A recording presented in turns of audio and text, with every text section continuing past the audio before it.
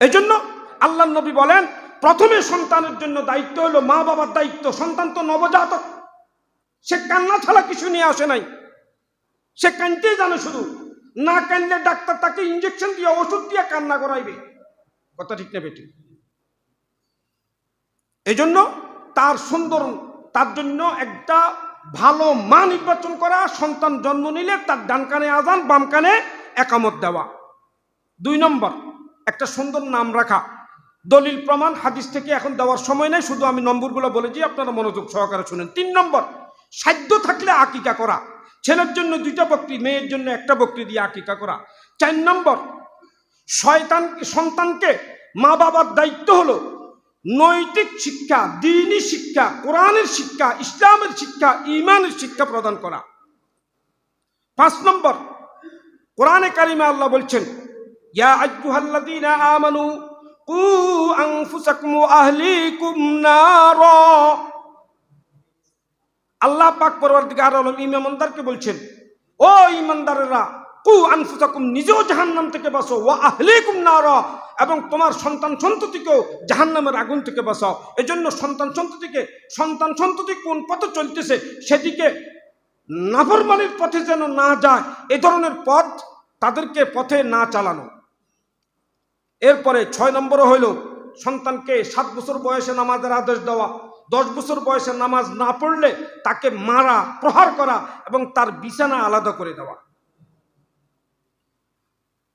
রাসূল করিম সাল্লাল্লাহু আলাইহি ওয়াসাল্লাম হাদিস বর্ণনা করছেন আবু দাউদ শরীফে 495 নম্বর হাদিসে আল্লাহ নবী বলেন, মুরু আওলাদাকুম বিসসালাত ওয়া হুম আবনাউ 7 সিনিন। 7 বছর বয়স হলে তাকে তোমরা নামাজের নির্দেশ দাও। ওয়াদরিবুহুম আলাইহা ওয়া হুম আবনাউ 10। 10 বছর বয়স হলে তাদেরকে তোমরা প্রহার করো।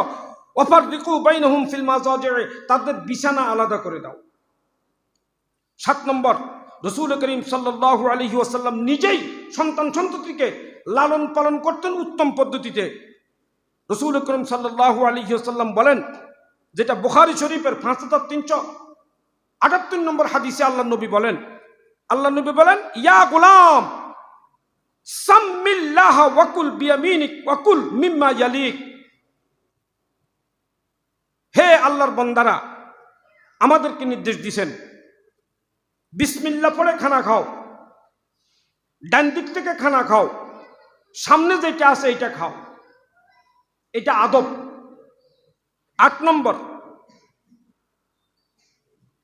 সন্তানের কাছে ভালো ব্যবহার পাওয়ার জন্য আগে সন্তানকে দ্বীনি শিক্ষা দিতে হবে, ভালো শিক্ষা দিতে হবে, এরপরে সন্তানের কাছে ভালো ব্যবহার আশা করবে। যেটা হাদিসটা বললাম সেটা আমি আর এখন রিপ্লে করলাম না। 9 নম্বর, আমাদের সমাজে কন্যা হইলে একটু নাক ছিটকায়, বেজার ভাব। আল্লাহ নবী বলেন, কন্যা সন্তানের সঙ্গে ভালো আচরণ এটা জান্নাতে প্রবেশের একটা মাধ্যম।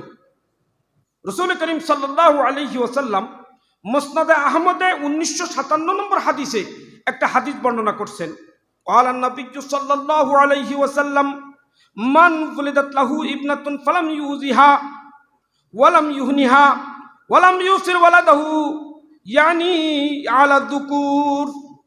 যদি কোনো ব্যক্তি সন্তানের মধ্যে কন্যা সন্তান জন্মগ্রহণ করে, যদি তাকে কষ্ট না দেয়, তাকে যদি অবহেলা না করে, তাকে যদি অপমান না করে এবং তাকে যদি ছেলের তুলনায় প্রাধান্য বেশি না দেয়, আল্লাহ নবী বলেন, আদখালাহুল্লাহু বিহাল জান্নাহ। সে যে তার মেয়ের সাথে এই ভালো ব্যবহার করলো, মেয়েটাকে আদর করলো, ছেলের উপরে মেয়েকে প্রাধান্য দিল, বা মেয়ের উপরে ছেলেকে প্রাধান্য দিল না, ছেলের যতটুকু অধিকার মেয়ের যতটুকু অধিকার সে আদায় করলো, এই দায়িত্বটা পালনের জন্য ওই মা বাবা জান্নাতে প্রবেশ করবে। সুবহানাল্লাহ। 10 নম্বর, এই 10 নম্বর আলোচনা করে আমি সমাপ্ত করব। যদি জীবিত অবস্থায় সন্তানদের কিছু দিতে হয় তবে সবাইকে সমানভাবে দেওয়া। এটা মাঝে মধ্যে সমস্যা হয়, ছোট ছেলেরে দিয়ে দেয়, আর নইলে বড় ছেলেরে দিয়ে দেয়, আসেনি না? আল্লাহ নবী বলেন, ক্বালা নবিয়্যু সাল্লাল্লাহু আলাইহি ওয়াসাল্লাম, বুখারী শরীফের 587 নম্বর হাদিসে আল্লাহ নবী ইরশাদ করেন, ফাত্তাকুল্লাহ ওয়াদিলু বাইনা আওলাদিকুম, আল্লাহকে ভয় করো, তোমাদের সন্তানদের মধ্যে ইনসাফ কায়েম করো। আর এই একটা বেইনসাফির কারণে কয়েক যুগ পর্যন্ত এই সংসারের মধ্যে অশান্তি সৃষ্টি হয়।